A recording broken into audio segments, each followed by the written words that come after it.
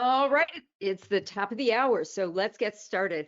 I want to welcome you to the Hope for Docs 5-day COVID challenge. I'm Dr. Vicki Rackner, your host, and the goal of this course is very simple.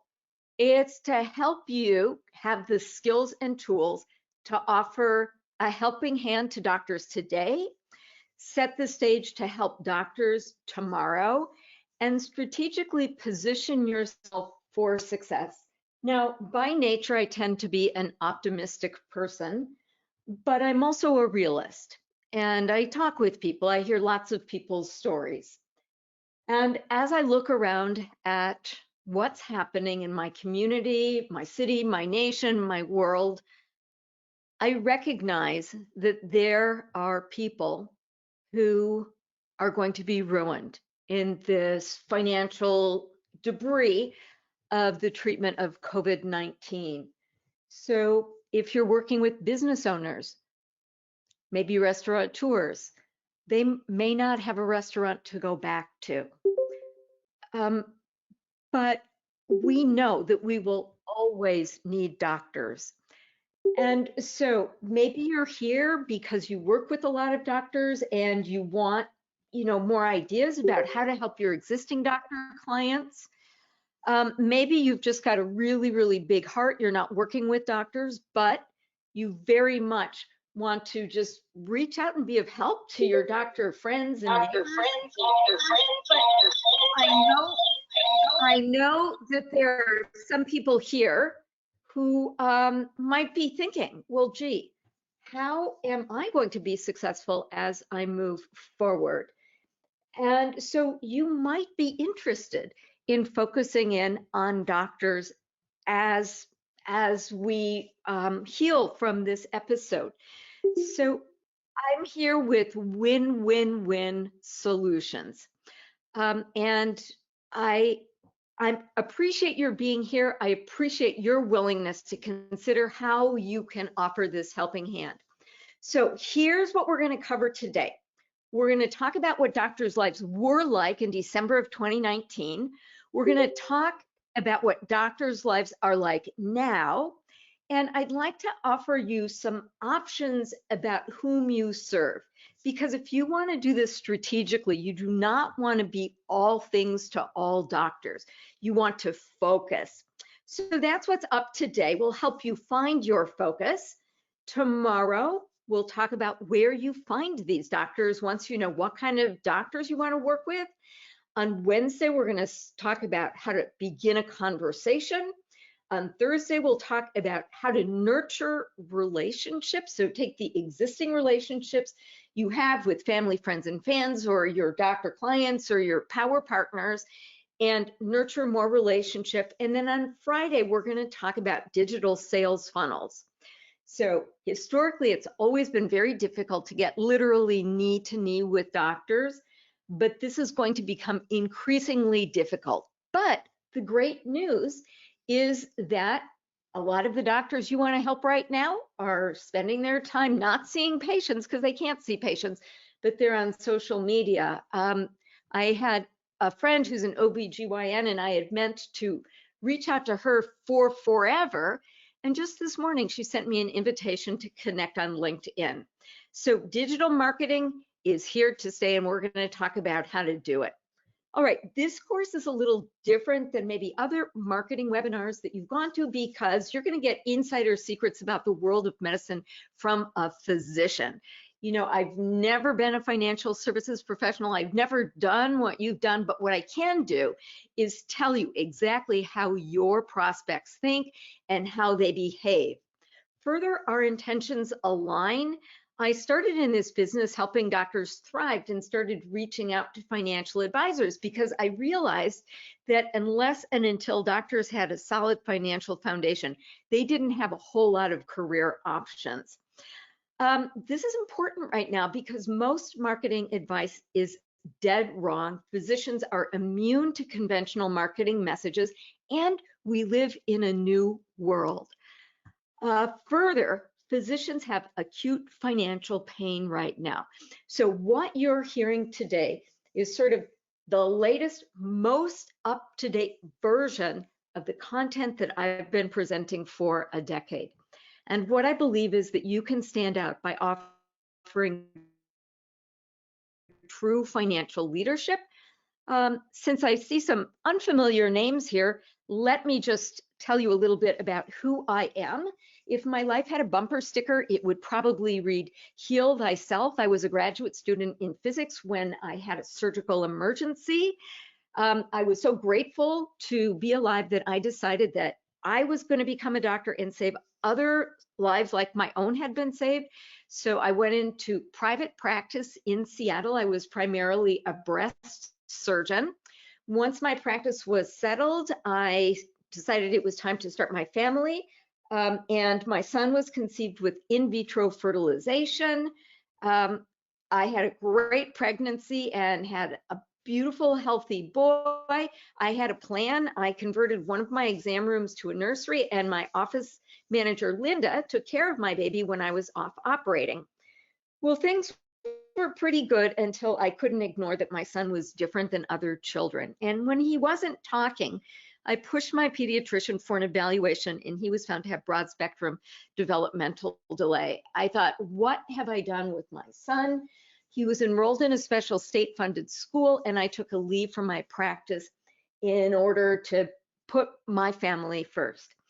I generated income with all sorts of different ways, including serving as an expert in medical malpractice lawsuits. You always hate when you get this kind of x-ray and see a surgical instrument in somebody's pelvis. This was not mine. So I did this for about a year. At the end of the year, my son was reevaluated and he was booted out because he had met all the developmental landmarks. He's 22 now. If you met him, you would just never believe he had this kind of rocky start. He's just a great, great kid. But at the end of that year, I thought, okay, what next? I could go back to operating, but you know, how many people have been a doctor, patient, family caregiver, and gotten an inside view about where care goes off track? So in 2000, I decided to launch a consulting business, Medical Bridges, to help doctors and patients collaborate and get better medical outcomes at a lower cost. And I thought, man, this is going to be great. But it wasn't great. I struggled and struggled. I poured through my savings. And I remember going over to Europe, going to plug in my laptop, and I had an aha moment. You can't plug your laptop into Europe because Europe is wired differently than the US. In order to make this connection happen, you need an adapter. And I thought, you know what? I, as a doctor, I am just wired differently than business people. And if I could only figure out that adapter, like how I was different than the business-minded people I was trying to engage, I would do better. And that, in fact, turned out to be true. So, you know, I've had the privilege of delivering keynotes at national meetings, about being widely quoted in the press and writing lots of books. And I don't say this to boast, but rather to make a point. And that point is that my value was identical before and after I created this adapter. The only thing that was different is I knew how to hook into people better. So if you tried to work with doctors in the past and you haven't been successful, chances are good that you were experiencing the exact same problems that I was experiencing. So really my secret sauce is helping you understand how you plug into doctors. And this completely aligns with my mission of helping physicians achieve the personal, professional, and financial goals that attracted them to a career in medicine. Further, some of the products and services that I'm developing through my Thriving Doctors brand are yummy treats. They're things that you can offer to your doctors. And really, my secret sauce is characterizing the differences between the world of business and the world of medicine. I've sort of built a bridge. I'm helping people like you, like financial services professionals, cross over the bridge so that you can help doctor clients. But now more and more, I'm helping doctors cross over the bridge to more entrepreneurial efforts. So they, like me, can replace their earnings with non-clinical activities if that's what they want. Well, I was doing this and then 2008 rolled around and I saw lots of doctors have lots of financial problems, like doctors going bankrupt. And um, I had this another aha moment. Well, maybe I wasn't the only doctor who had such a hard time with managing money and making good money choices. So in 2008, I thought, well, gee, my biggest leverage move here is helping financial advisors understand how to engage doctors. That's how I could make the biggest impact. So for the past decade, this is what I have been doing. It's been my great honor to work with thousands of professional financial advisors and support their successes in the medical market. So I've told you about me, but this is not about me. This is really about you. And it's about how you can engage more doctors. As I said, I'm hoping that this is going to help you, not just for right now, but this is potentially something that can help you as our economy reopens and you have clarity about what kind of client you want to help. So you should be thinking about, how am I going to position myself for success as we move forward? What kinds of clients am I going to work with? What kinds of problems am I going to solve? And if you're like many, you're thinking about a pivot. How am I going to alter what I do to set myself up for this unprecedented moment in time? Okay, well, why might you be interested in working with doctors? Besides the fact that doctors need your help, well, it's an application of Sutton's Law. When Willie Sutton was asked, why do you rob banks? He said, that's where the money is. So if you look at where the money is in our economy, the numbers show that it's in doctors. There's about 800,000 practicing physicians, 200,000 practicing dentists. According to the US Department of Labor statistics, 9 out of the 10 top earners call themselves doctors, and about 40% of doctors are age 55 or older. So this is where there's a true concentration of wealth. Further, as we get past the COVID wave, doctors are going to have a job. We will never outsource our doctoring to another nation. Yes, there are little pockets of it. There's travel tourism. I'm helping a financial advisor in Singapore, and we are targeting the doctors who deliver care for medical tourism. But doctors are here to stay. Doctors will get paid, and that makes them a very attractive market to you. Furthermore, about half of doctors reported that they were behind in retirement planning in 2019, and only half were working with professional financial advisors. And things have changed now. I do not think that wealth building is going to be a do-it-yourself job anymore. So my guess is that those do-it-yourselfers are going to be looking for other sources of help, and that help could be you. Further, doctors are very loyal clients. So once you engage a doctor, chances are very, very good that you are going to have this doctor client for life. And that's a little unlike other high net worth clients where client acquisition is not as much of a problem as client retention. Further, doctors will talk about you. They gossip, and they gossip in good ways and bad ways. So if you can solve a problem for them right now, they're going to tell their friends. And so this leads to a situation in which you can achieve what I call escape velocity. If you're going to launch a rocket ship into space, you know that the rocket has to overcome the gravitational pull of the Earth, and then it's smooth sailing. So yes, it is difficult to engage those first couple of doctors. Right now, things are different, so engagement is a lot easier. But once doctors start talking about you, what you will find is that you can and will become the go-to resource among targeted groups of doctors. So if you've been in my community a while, I apologize because I know you've heard these stories before. But just this year, I was talking with one of my financial advisor clients. He was going to host some dinner get-togethers, and he said, look, we've got to cancel them.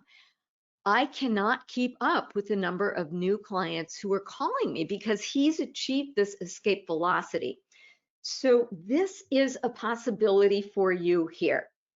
Okay, so let's move on and talk about doctors and their dysfunctional relationship with money. So you can read about this in my book, The Myth of the Rich Doctor.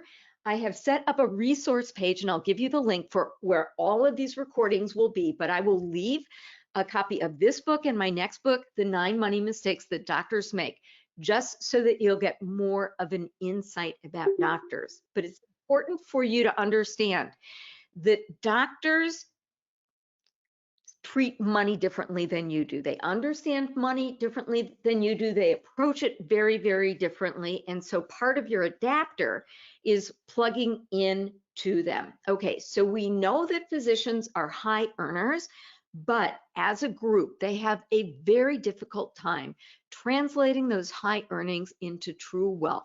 And I define wealth as the freedom to do what you want to do when you want to do it. Now, remember, I told you that 50% of doctors reported that they were behind in retirement planning.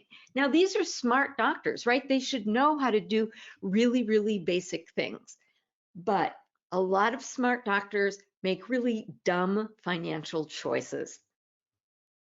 Okay, so why aren't more of them working with professional financial advisors? I mean, they know they're going to retire one day. They know that they don't have enough invested. Well, when doctors who do not work with professional financial advisors were asked, why don't you work with a professional financial advisor? The number one answer is, I can't find somebody that I can trust. So the speed at which you build your doctor community is the speed at which you build trust. Okay, so why do doctors have such a hard time with money? Well, part of it has to do with the culture of medicine. In the US, we have this separation of church and state. And in the world of medicine, we have an ethical separation between the care a patient gets and a patient's ability to pay. And in order to uphold that ethic, boomer doctors like me, we just simply did not talk about money. In general, we're very busy people. Taking good care of our patients are the highest priority. And so we have a very low financial literacy. You know, we're not going to seminars about how to build wealth. We'd rather invest time learning how to save patients' lives. And we know that we're vulnerable. We doctors tend to be trusting as a group. Most of us have been the victim of some financial predator. And you put these three factors together, and what you find is that doctors tend to get financial advice from other doctors. And guess what? Even if somebody is very skilled as a cardiothoracic surgeon, it doesn't mean that they make smart investing choices. So there's a whole lot of doctors, myself included, who have lost tens or hundreds of thousands of dollars in dumb doctor deals. Okay, these doctors should not be getting their financial advice from their peers. They should be getting it from you. And so you want to be found. Well, how do doctors manage their money? Well, a generation ago, it used to be benign neglect. You know, there was so much money that if they lost a couple dollars, no big deal. This is not the case anymore. I mentioned to you that half are financial do-it-yourselfers, and their tribe leader is the White Coat Investor. You're probably familiar with that site, but if you're not, you might want to explore that site and see what kinds of messages the do-it-yourselfers are getting. Then there are doctors who delegate. Sometimes they delegate to a trusted source. Other times they don't delegate to such a trusted source. I have a friend, a breast surgeon, who trusted her office manager who had been there for about 20 years. This office manager embezzled her entire retirement, and it was gone before she realized that she had a clinical depression and is no longer practicing medicine. So doctors may be working with the right people, they might not be though. And because of all of these factors, there are an awful lot of doctors who say, if only I could go back in time and have a financial redo.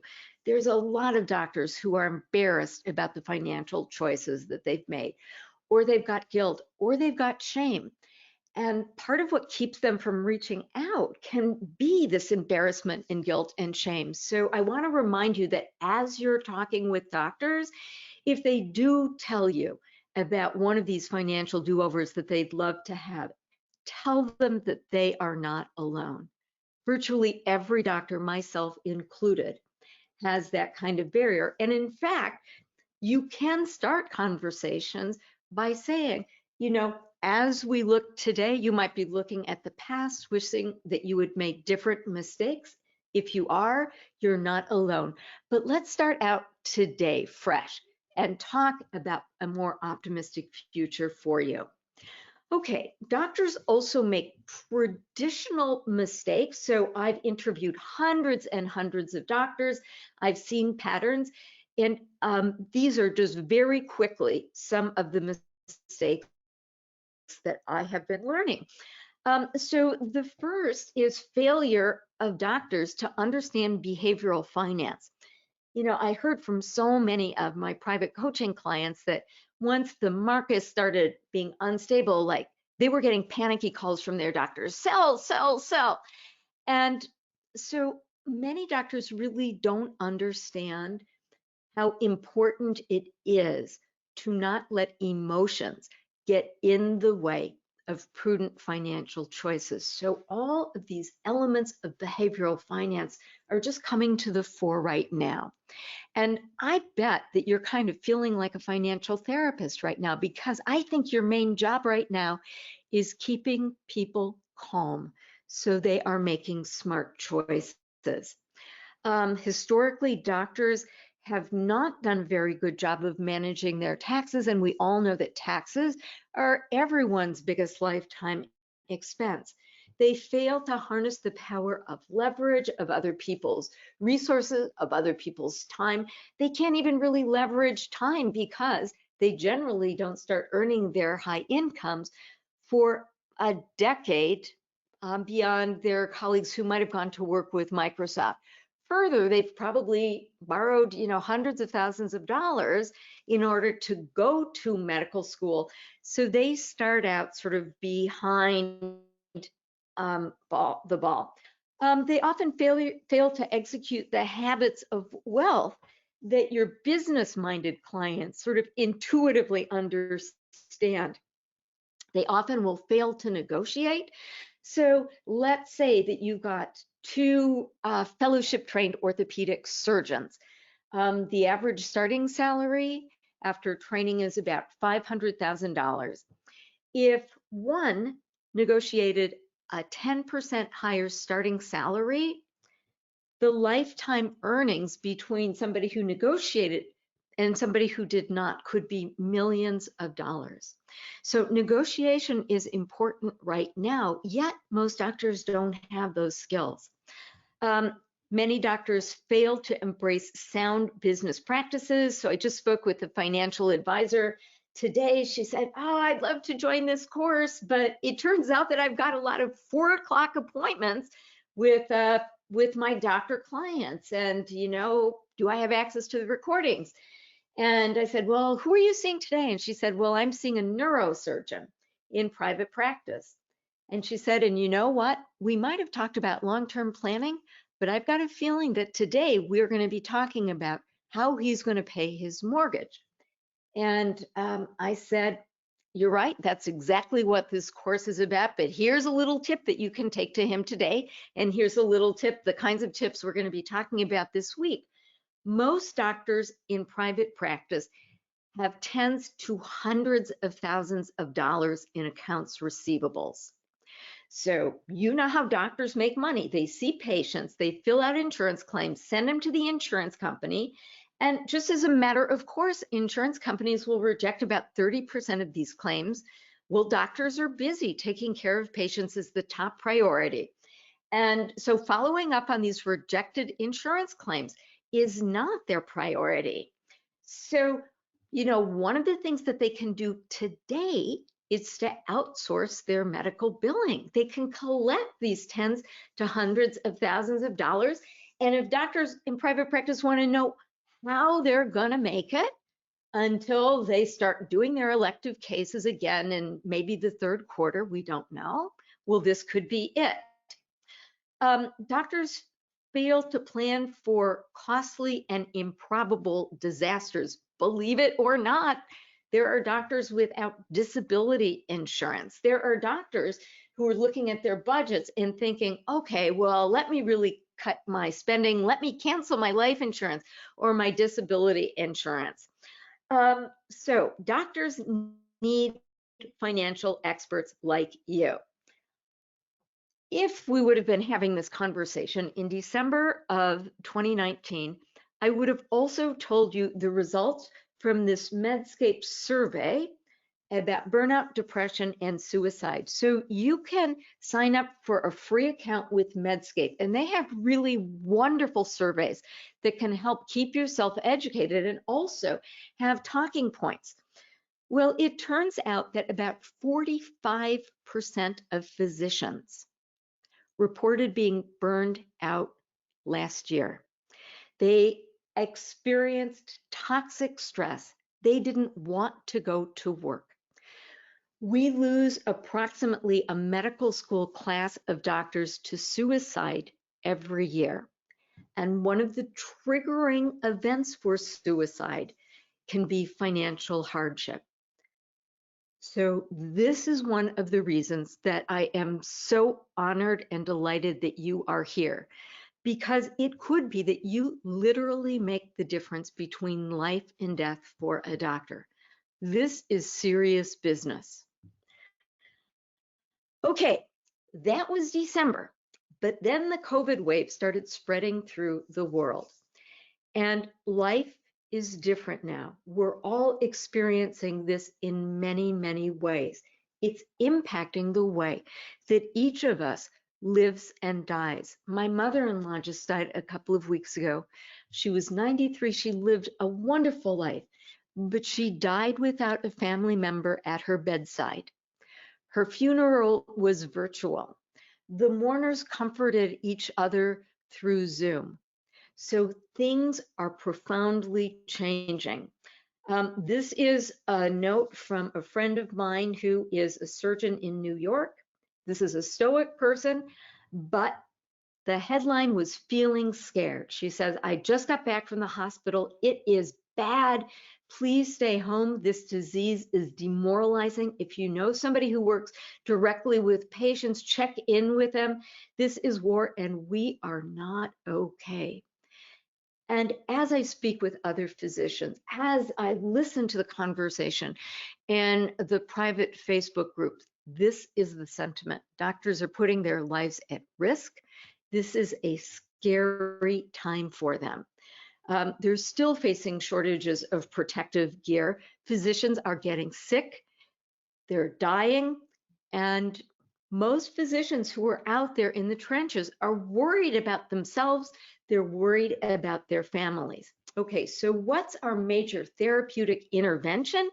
It's flattening the curve. It's staying in our houses, not getting haircuts and manicures, not seeing our friends, so that we make sure that the demand for healthcare resources does not exceed the supply. Internally, something else that physicians are doing is they're deferring all non-emergent cases. So surgeons like myself, even a breast surgeon who does breast cancer operations, that is considered an elective procedure as of today, Monday, August 20th, 2020. So what this means is that the highest earners in healthcare, the specialists, the diagnosticians, the therapeutic, all the ologists, the cardiologists, the gastroenterologists, they are joining you at home doing what a lot of people do during the days. And these are the people who are wondering, oh my God, I never thought that this would happen to me. What am I going to do? Now, hopefully they had, 6-month emergency reserve, but unfortunately, many doctors don't make those kinds of smart financial choices. So here you are going to be getting some solutions that you can bring to them, but just know that there are many, many doctors out there thinking, oh my God, what am I going to do? So this, if you start to think about this, you can see that this is going to present a real problem for our entire American healthcare system. 10 days ago, the Mayo Clinic announced a projected $3 billion shortfall for 2020. They have already implemented furloughs and across the board pay cuts. So, a lot of doctors took a position as an employee for financial security, and even they are not promised security.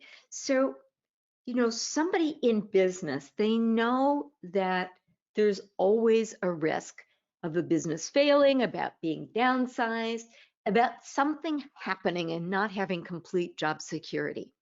This is the first time in the history of medicine that physicians and dentists have faced a situation in which their financial security has been threatened. There are doctors out there who do not know with certainty how they're going to get paid in September or how much they will get paid. So this is an unprecedented time. I was having a conversation with somebody, and a doctor, a friend, and it broke my heart. She said, I thought I was all set for an early retirement. I even had passive revenue from investment properties. She said, but now even my tenants are coming to me and saying they can't pay their rent. So what's going to happen? That rent was going to pay the mortgage on that investment. And she simply does not know what she is going to do. So it's like, if you start thinking about these things, the dominoes are falling. They're falling for everybody. But what I'd like to do is just offer a couple of stopgap measures that you can bring to the doctors in your community. They need a helping hand. They are out there with these sources of acute financial pain without the business skills to meet them. Okay, so I am going to take you through sort of a very high level strategic and tactical approach that I offer in the Cracking the Physician Code Master Course. So obviously, that's an 8-week course. We can't go into all the details, but I'm going to take you through some of the basic steps so that you can reach out to doctors in smart ways. The first step is probably the most important. It's finding your focus. It's not trying to be all things to all doctors, but rather identifying a group of doctors that you feel called to help, that you're a good fit to help. So if reaching out to doctors were like fishing, then you would be deciding in this session, what kind of fish you want to catch, because once you know that, a lot of other choices follow. So you want to figure out where your fishing holes are. We're going to talk about where you can go to engage doctors. It's going to help you decide what kind of message you bring to certain kind of doctors, which is like choosing your bait and tackle. Okay, so the strategy of finding your focus is pretty simple. You want to find a like-minded group of doctors who share a similar source of financial pain. You want them to be in touch with each other so that they can share information about the value that you're bringing.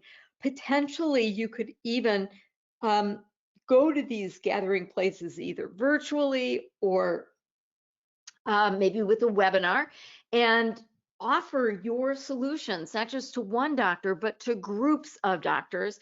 And third, you want to work with doctors with whom you have affinity. Different groups of people have, different groups of doctors have different temperaments. If I were sort of, lowered into a medical meeting and I was blinded to what kind of meeting it was, I'd be able to tell with pretty good certainty whether I was dealing with pediatricians or anesthesiologists or orthopedic surgeons, because they're just kind of different.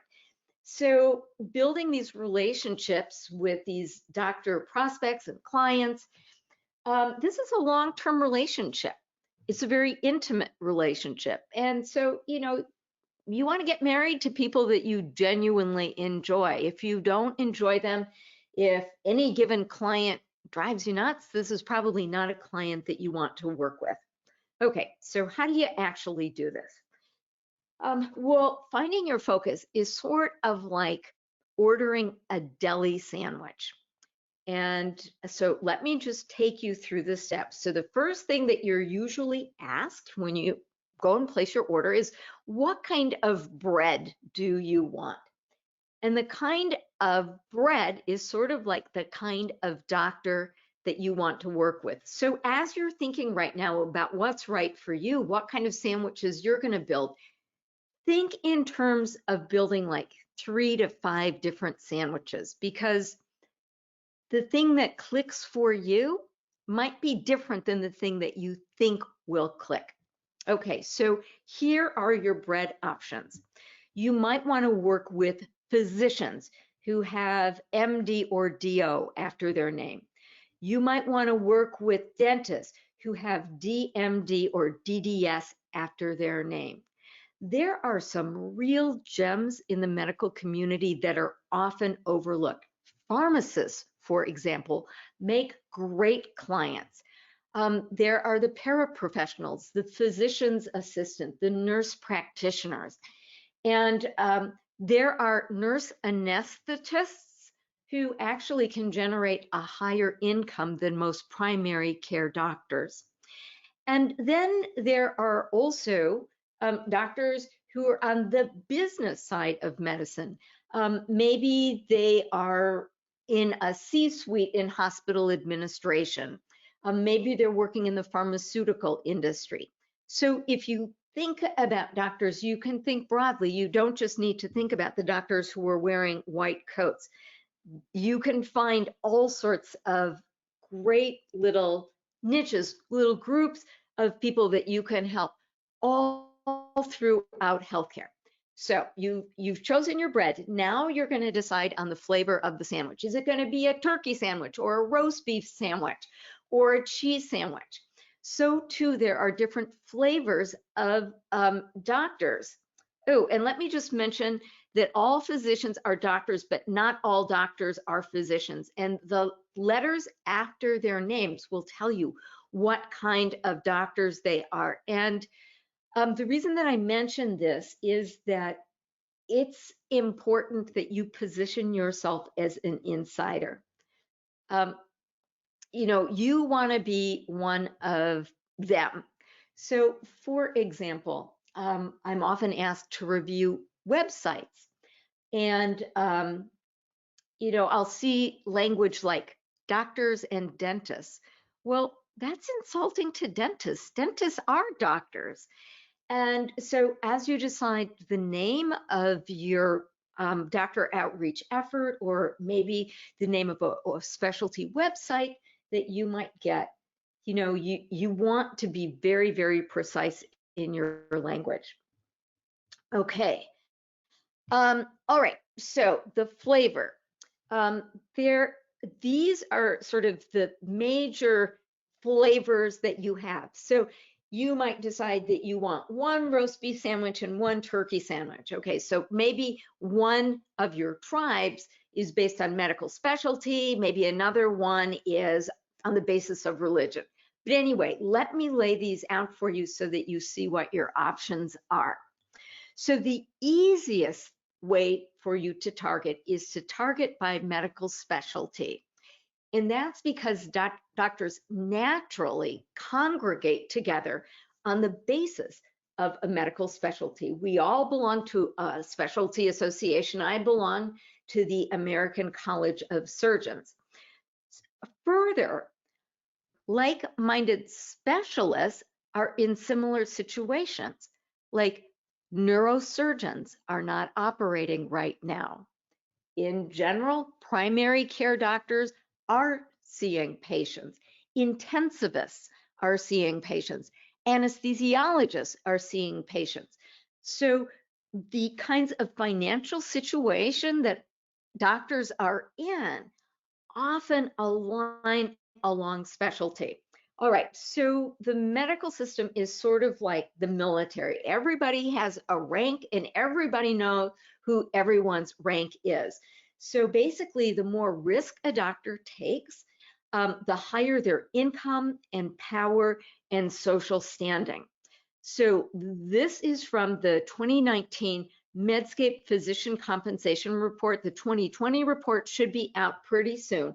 This is physicians' self-report, and you see that in general, the ologists are at the top of the chart.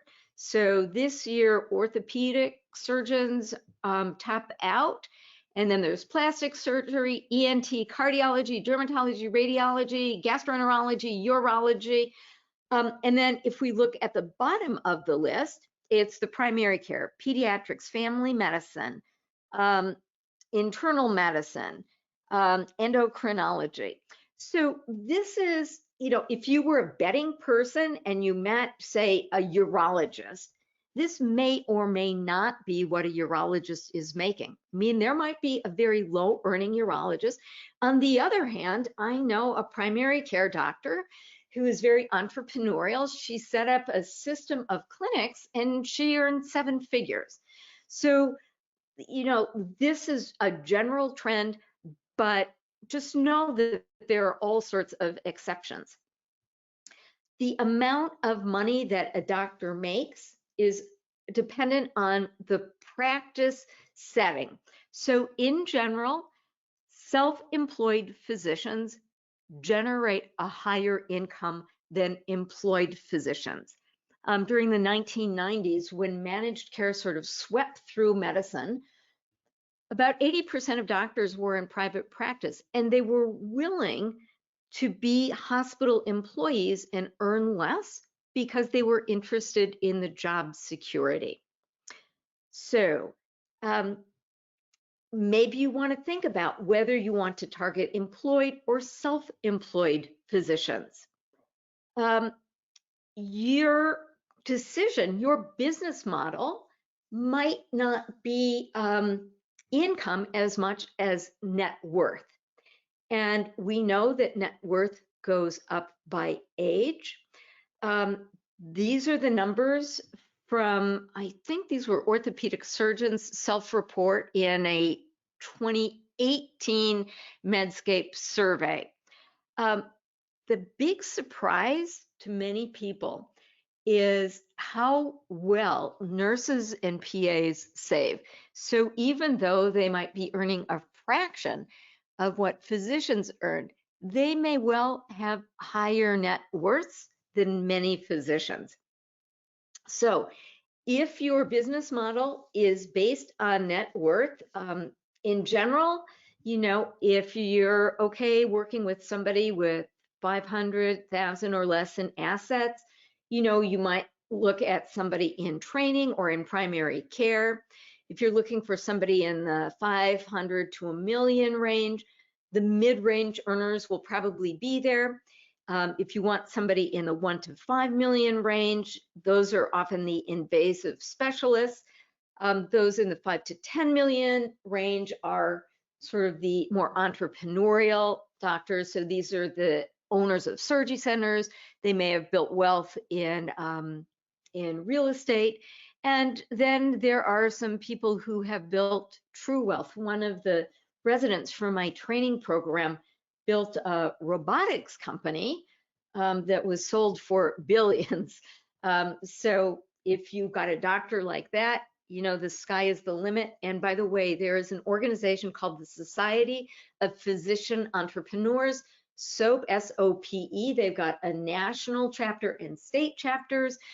In Washington State, there's a lot of entrepreneurship, so it's a very active society, but that's where you find, you know, you can find doctors with very high net worth.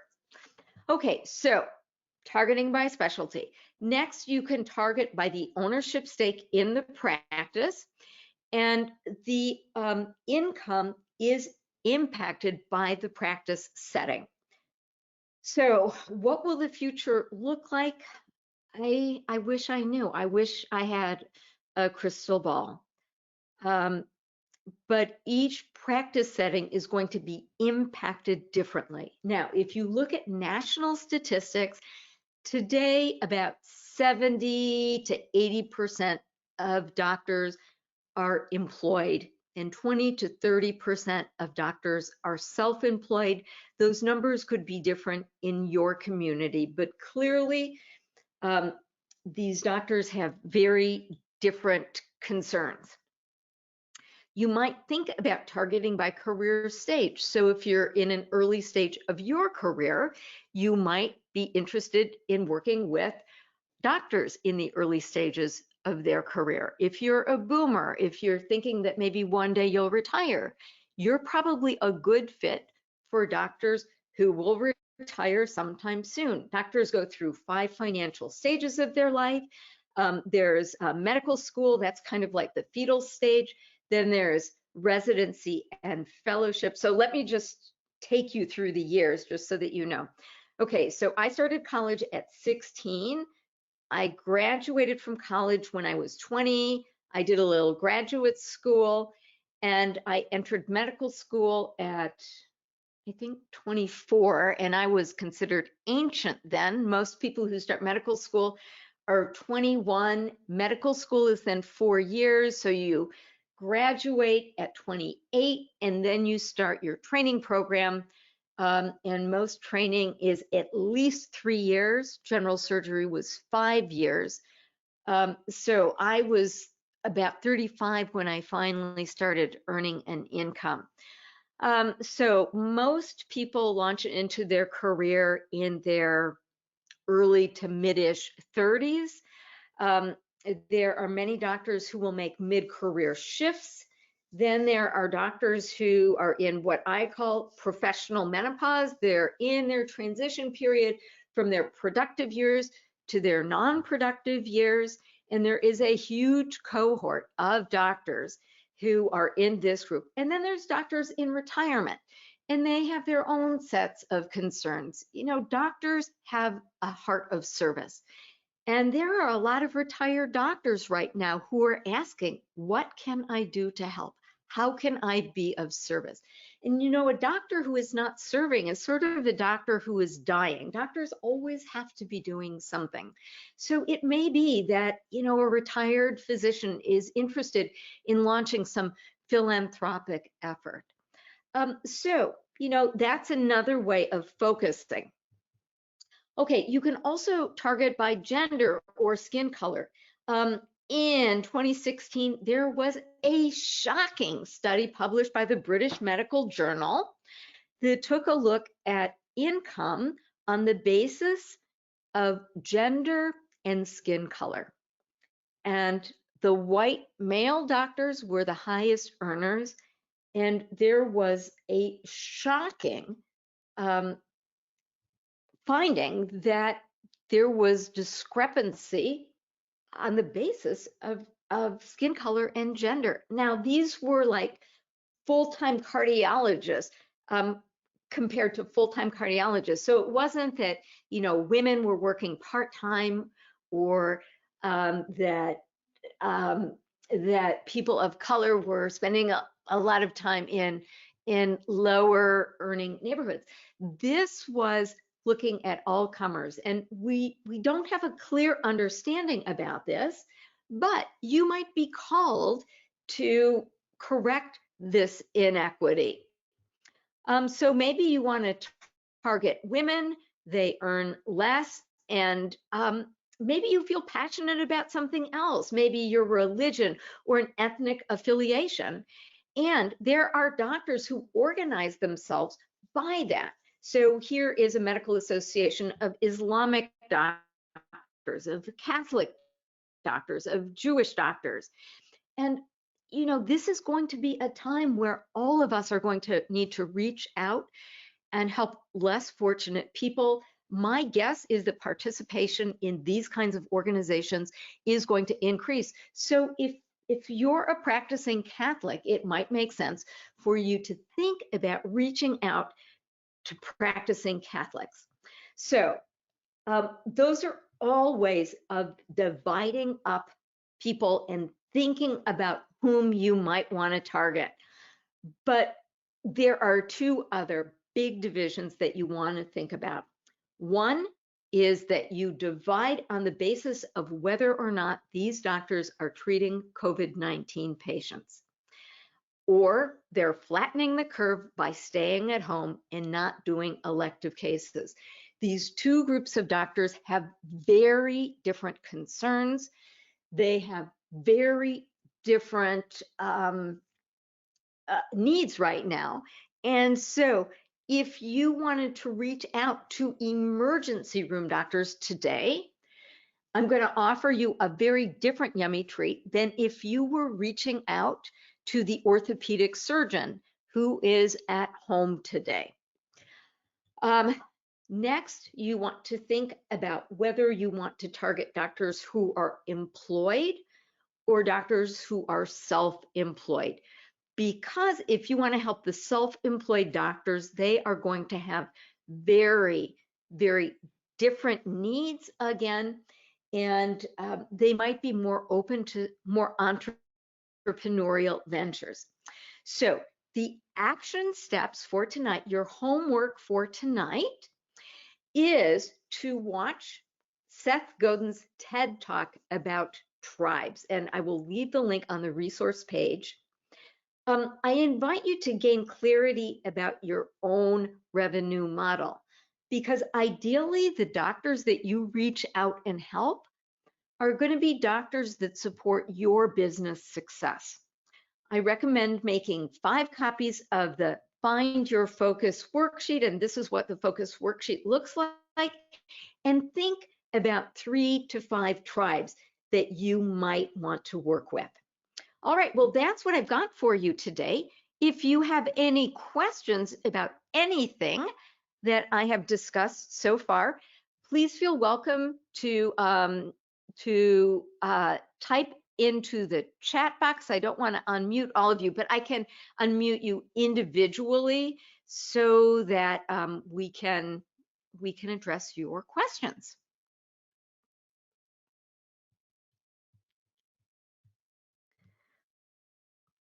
And you are welcome to ask anything that you want. Nothing is off the table here. Dr. Vicki. Yes. Peter out in Connecticut calling. Hey, Peter, nice to hear your voice. Yeah, how are you? Nice. I am great. How about yourself? Well, hanging in there for an old guy. I'm sort of curious about the early on the message, the Medscape report on doctors' income. Were those figures basically gross or net that they were referring to?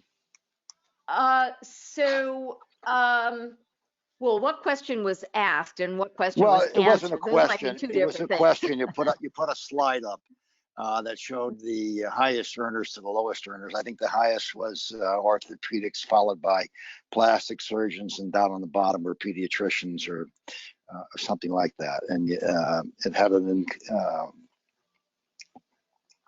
it was an income figure there.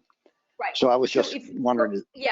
If you go and look at the Medscape report, then this is net income. Net income, okay. That's what it's supposed to be, but since it's self-report, we really don't know Yeah. what doctors are really reporting. And then the truth is that doctors lie, right? People lie about Yeah. how much they. So, Right. the results are consistent from time to time, from survey to survey. And let me just show you something else. So as a doctor, I belong to this organization called Doximity. It's like the LinkedIn for doctors. Right. And they've got income listed here. So let me just sign in. And if you've got a doctor friend, maybe somebody can let you in and take a look at it. But Peter, it's important to remember that these are general trends. If you meet an individual doctor, you don't know how much they're going to make. Right. Okay. Yeah, I realize that. Okay. So let me just see here. Careers. Okay. So I might not be able to pull this up right away. But they're like little maps. Yeah, no, I got the picture. Here we go. Yeah. Yeah. Okay. All right. Great. All right. So let me go on. Dennis asks, looking for organizations in Michigan to contact. Coming up, Dennis. We will get to that.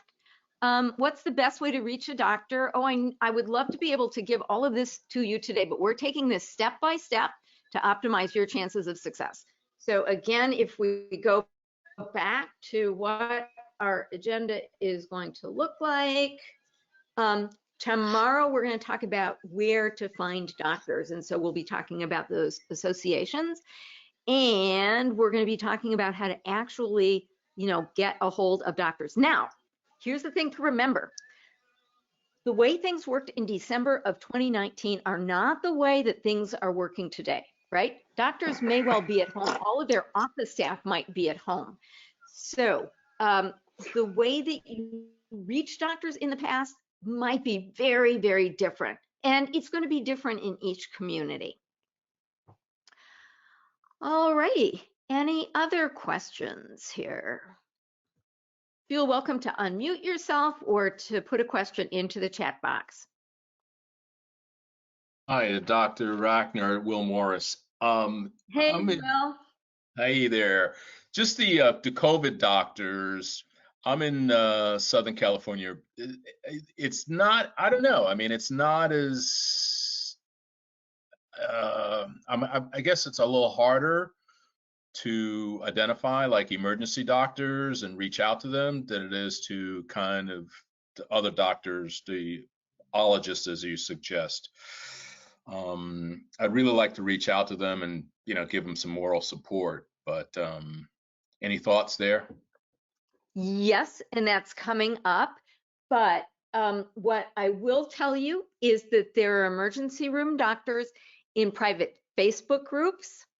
Mm-hmm. Plus, if you go to any hospital and, you look up staff members, you'll be able to find out what doctors are in the emergency room. And one of the great things that you can do is just write a letter of gratitude.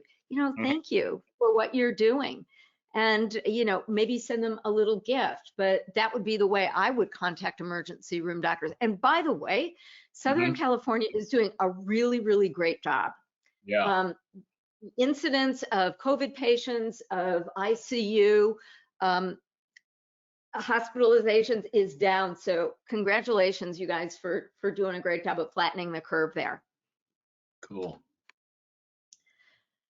Okay. Let me just tell you that we're going to be using the same login. So keep today's login credentials because we're going to use the same one every day. If you would like to contact me, my email address is drvicki@targetingdoctors.com. And all of your resources will be at targetingdoctors.com/challenge.html. And I will email that link out. So I will put up a replay. I'm going to put up a PDF of the slides, and I'll also put up the promised resources there. So that's going to be sort of the hub of where the resources are. These are for your use only. If you know anybody else who might benefit from this course, please feel welcome to pass this along. I'm probably going to be doing the same course next week, which gives people a little more time to organize and clear out their email. But, you know, whenever I get an idea these days, I want to jump on it because time is moving so fast. It's like we're living in dog years or something. All right. So thank you so much for your time. Thank you for your participation. Feel welcome to reach out to me, and I will look forward to seeing you tomorrow at 4. Bye-bye, everyone.